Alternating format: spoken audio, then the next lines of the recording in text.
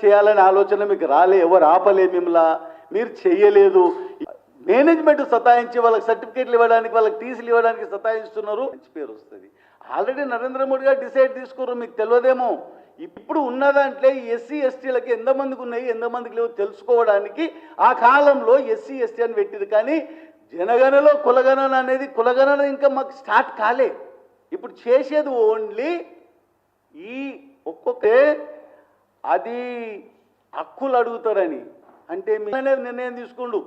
ప్రతిసారి లెక్కలు ఈ రిజర్వేషన్లు అనుకోండి. మీరు కూడా పరేడ్ గ్రౌండ్కి వచ్చి నరేంద్ర మోడీ గారికి స్వాగతం.